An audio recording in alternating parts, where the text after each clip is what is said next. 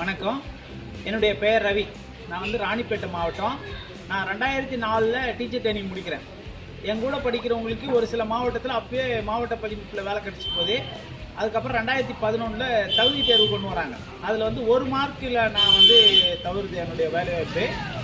அடுத்த முறை நான் 99 மார்க் எடுக்கிறேன். ஆனால் அப்போ என்ன பண்ணுறாங்க, மார்க்கை வந்து குறைக்கிறாங்க. அதனால் நிறைய பாஸ் பண்ணிட்டாங்கன்னு வெயிட்டேஜ் ஒரு தவறான முறையை அமுல்படுத்தி போஸ்டிங் போடுறதுனால என்னை விட கம்மியாக எடுத்தவங்களுக்கு வேலை கிடைக்கிது, எனக்கு கிடைக்கல. சரிங்களா? அப்போ வந்து அந்த அதிமுக அரசுக்கிட்ட நாங்கள் கோரிக்கை வைக்கிறோம். இந்த மாதிரி நீங்கள் தப்பான ஜிஓ போட்டிங்க, அதனால் எங்களுக்கு வந்து அந்த அரசாணையை வந்து நீக்குங்கன்னு சொல்கிறோம். எது வெயிட்டேஜ் அதை நீக்கிட்டு அதை விட ஒரு கொடுமையான அரசாணையை வந்து 149 போடுறாங்க. அப்போ நாங்கள் அதை எதிர்த்து போராட்டம் பண்ணும்போது ஐயா முதலமைச்சர் வந்து அப்போ எங்களுக்கு ஆதரவு கொடுக்குறாரு.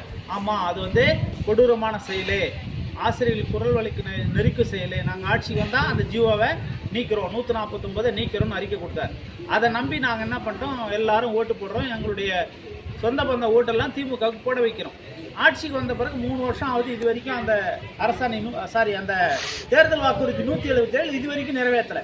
அதனால் நாங்கள் கவன ஈர்ப்பு போராட்டங்கள் குறைஞ்சபட்சம் ஒரு 15 போராட்டத்துக்கு மேலே சென்னையில் பண்ணுறோம். உயர்கல்வி அமைச்சரே போராட்ட காலத்துக்கு வந்து உங்கள் கோரிக்கை அனைத்தும் ஏற்றுக்கிறோம், முதலமைச்சர் சொல்லி தான் நாங்கள் வந்தேன் அப்படின்னு சொல்லி எங்கள் போராட்டத்தை முடிச்சு வைக்கிறாரு. ஆனால் அந்த அரசாணையை அமுல்படுத்தி போட்டித் தேர்வு வைக்கிறாங்க. புரியுதுங்களா? இப்போது இதே அரசாங்கம், சமூக நீதி பேசுகிற அரசாங்கம் ஆட்சி, திமுக ஆட்சி என்ன பண்ணுறாங்க, நீட்டுக்கு வந்து எதிர்ப்பு தெரிவிக்கிறாங்க. அதனால் வந்து மாணவர்கள் பாதிக்கிறாங்க. ஆனால் எங்களுக்கு கொடுத்த வாக்குறுதி நிறைவேற்றாமல் திருப்பி போட்டித் தேர்வு வைக்கிறாங்க. நாங்கள் இது குறித்து எவ்வளவோ நாங்கள் போராட்டம் பண்ணியும் ஒரு முதலமைச்சரை நாங்கள் பார்க்கவே முடியல. ஆனால் நான் எளிமையான முதலமைச்சர், யார் வேணுனாலும் என்னை வந்து பார்க்கலாம், கோரிக்கை வைக்கலாம்னு சொன்னார். ஆனால் இது வரைக்கும் எங்களால் முதலமைச்சரை பார்க்க முடியல. எங்கள் கோரிக்கையை நிறைவேற்றுன்னு கேட்டு ஒரு போராட்டம் பண்ணுறதுக்கு கூட எங்களுக்கு அனுமதி கொடுக்க மாட்டாங்க. இதே அவங்களுடைய மகன் விளையாட்டுத்துறை அமைச்சர் ஸ்டாலின் அவர்கள் வந்து நீட்டை எதிர்த்து தெருவில் இறங்கி போராடலாம் வாங்க அப்படின்னு உண்ணாவிரதம் உட்கார்றாரு வள்ளூர் கோட்டத்தில். ஆனால் அதுக்கு கூட எங்களுக்கு அனுமதி கொடுக்க மாட்டாங்க. கேட்டால் சமூக நீதி ஆட்சின்றாங்க. அதனால தான் நாங்கள் எங்களுக்கு கோரிக்கை நிறைவேற்றலை. புரியுதுங்களா? இது வரைக்கும் ஏதோ ஒரு 20% கோரிக்கை நிறைவேற்றினாங்களா இல்லைன்னு தெரியல. ஆனால் 97% வாக்குறுதி நிறைவேற்றிட்டுன்றாங்க. அப்போ எங்கள் வாக்குறுதி என்னாச்சு? நாங்கள் ஏன் இறங்கி தெருவில் இறங்கி போராடுறோம்? சமூக நீதி காவல் நம்பர் 1 ஆட்சி, சொல்லதை செய்யும் முதல்வர், சொல்லாததையும் செய்யும். ஆனால் சொல்லாத தான் செஞ்சுன்னுக்கிறார் எங்கள் விஷயத்தை பொறுத்தவரை. இது வரைக்கும் எங்களுடைய விஷயம் அவர் காதுக்கு போச்சா இல்லையான்னு தெரியல. அதனால தான் நாங்கள் தமிழ்நாடு ஃபுல்லாக கிட்டத்தட்ட ஒரு 10-15 பேர் இது மாதிரி பாதிக்கப்பட்ட ஆசிரியர் இருக்கிறோம். நாங்கள் என்ன பண்ணுறோம், இந்த தேர்தலை புறக்கணிக்கலாம்னு முடிவு எடுத்துருக்கிறோம்.